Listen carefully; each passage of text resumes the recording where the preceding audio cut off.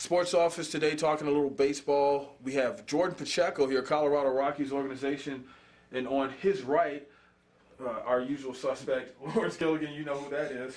And, Jordan, former La Cueva star, now Colorado Rockies. I mean, for people who may not have been following closely, you're going to spring training again, and tell us what that entails as far as your chances of sticking with the roster and stuff like that. Yeah, big league spring training again this year. It's going to be my second year, and I was fortunate enough in the off season to be put on the 40-man roster.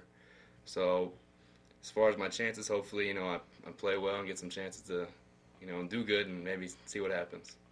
When when you're trying to make a name for yourself and move up the ranks like that, what is that like? Is that a lot of just paying attention to what you can do, what you can control, and not worrying about the administrative stuff, the stuff that's as far as where your rank is and all that?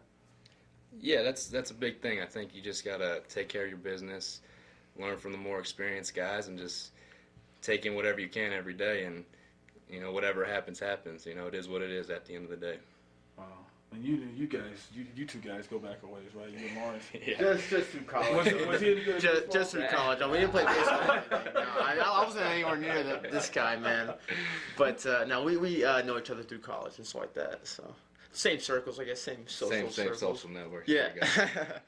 but go ahead. I'm sorry. No, man. But anyway, yeah. I guess just talk about how has it been this from going to getting drafted to being on the 40-man roster. How has that been for you?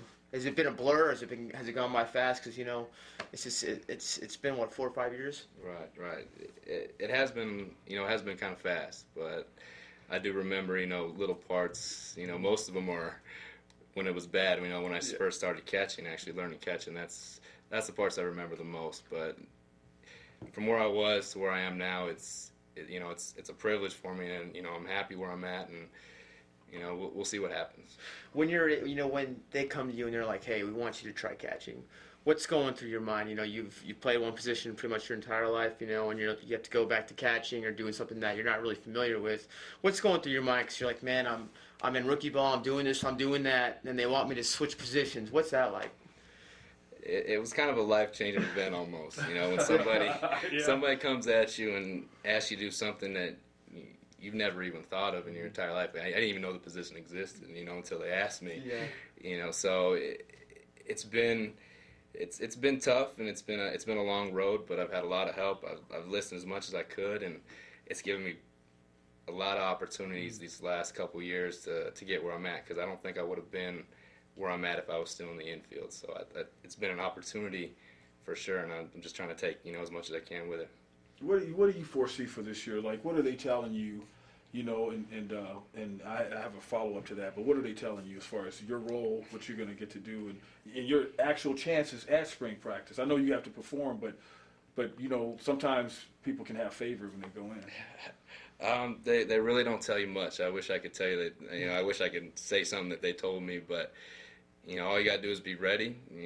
Obviously, they like me so far. They've kept me in the organization.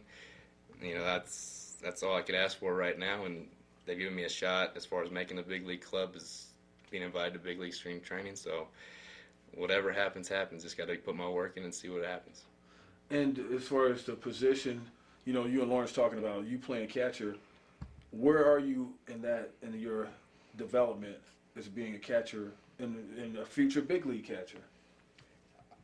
For myself, I feel I still have a long way to go. I still have a lot to learn, and the physical demands I think I've met. Now it's the mental demands. It's knowing the game. Those guys that you talk to in big league spring training, those guys that have been there, they think on a whole different level, and I'm not anywhere close to that yet. I hope to get there someday, and if hopefully it's sooner than later, because I'm getting a little older. So. Is there that many young guys in there where those years go that fast? It goes fast, man. That window of opportunities, pretty small. So hopefully I can, do it now instead of later. well, last year you finished in Tulsa. Yeah. All right. So you're still making strides though. That's right. Good. It's slowly going, but at least you're still making strides though, right? Yeah, and like we talked about earlier, just the progression and being asked back every year, and just keep developing and get moving up a level every year. that's something for myself that I want to do. That those are part of my goals each year is to just keep moving, and like I said, whatever happens is gonna happen. What kind of small towns have you been to? Because I know that's part of baseball, though. Well, I know because I know how that goes. I mean, and I was in Waco, Texas before, so I know I've been to some small towns, I man. you up right now. I know. Small towns. This guy. I'm just saying, I've been to some small towns, man, and I mean, you being a baseball player, you've probably been to a lot more. Yeah, we travel on the bus everywhere, especially in A-ball. We go to some small towns. I'm probably not going to name any, but we go to some small towns, and not all of them are great, but some of them aren't bad. Yeah. But being a baseball player, you get to see those parts of the country that you never get to see and appreciate, even if they aren't so nice. It's gotta be fun though. Yeah, you get to enjoy some of it. So. What do you think of like a fellow New Mexico guy, Carlsbad star Cody Ross? A guy who could have a year like that, like being, the Marlins is like, okay, we're done with you, and then all of a sudden this guy is like Mr. October, and he has all the success, and now he's on the Giants for another year, at least another year after signing a new deal just the other day. What do you think when you see something like that? You hope someday you're in that position that he's in, but obviously he's worked his tail off, and he's a career major leaguer. Now, have you met him? I've never met him before, but I've watched him play for the last 10 years or so. But he's awesome to watch, and is great especially for New Mexico, for him being in the World Series and MVP and all that. So it's good. It was good for us. I remember when they were in Little League, when Jordan, you guys were playing in Little League, and you and James Parr. You keep up with James? What's he's doing now? What is? He's in Florida right now, so hopefully he signs with the team here pretty soon. I mean, he's got a bunch of interests. So we'll see. He's no longer with the Atlanta. Yeah, he's no longer with Atlanta. But so we'll see what happens. I know he's got a lot of interest, so now it's just pretty much wherever he wants to go. Okay. And with the Lobos' success this past year, I mean, you had been following them, right? Mm-hmm. What are your thoughts on what they did this year to go to San Diego and play, and play in the tournament and try to get to Omaha, I guess? It's been an honor actually to watch them, because I'm proud to be a Lobo. They're doing awesome.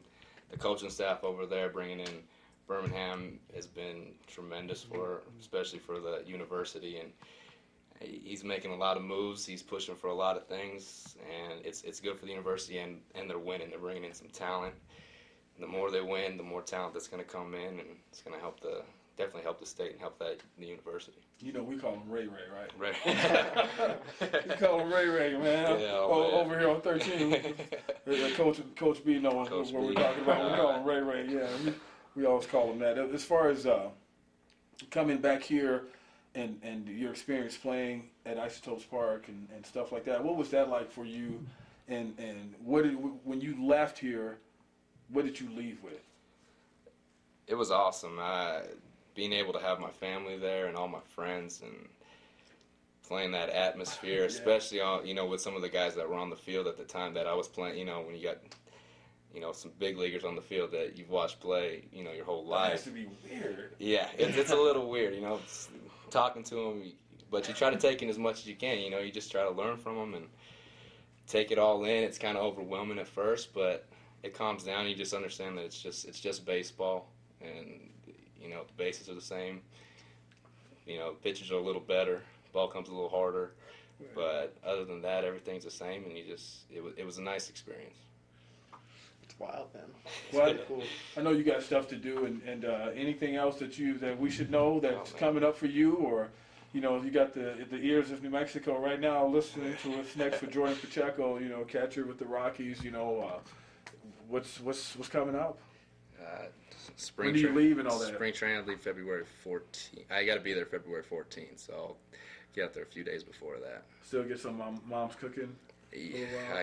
Mom's cooking some green chili and chicken enchiladas. Got to get all that in. I only get about 2 months. Man, how bad do you during the season? How bad do you miss green chili, man? Because let me tell you, I mean, this sounds crazy. Lawrence is laughing. Lawrence thinks I say the darndest things, but I was on the East Coast once, and man, I miss green chili like, I couldn't believe how bad I miss green chili. I mean, I was like jonesing, man. I said, man, this must be what an addict goes through, you know? I was like, I want some green chili. You know, call 911. You know, people do crazy stuff like that now. Oh, yeah. But I'm not saying that. Don't call 911. Don't do that. But I'm just saying, it's green chili, man. Yeah, I'll put it to you this way. Every month I get pretty much a shipment from my mom. The teammates like it? Oh, they love it. Our coaches love it. I get salsa. I get, I mean, she throws in some cookies too, but mainly it's salsa, green chili, whatever I need to get my fix. So I'm taken care of. Well, you can get leftovers out of the fridge, man, and put green chili in it. Oh, It's a new meal, man. It's a new meal. It's like, man, who made this? Definitely. Well, hey, Jordan Pacheco, thank you for coming on. Thank you, guys. It's always a pleasure having you. Always a pleasure sitting here with my partner in crime here. Good to see this guy, man. It's been a long time. It's a crazy man. And the reunion going on right here. It's been a while. We should have you guys hug in slow motion to end the show. Bromance. Robert Pugsley behind the camera. We'll see you guys next time.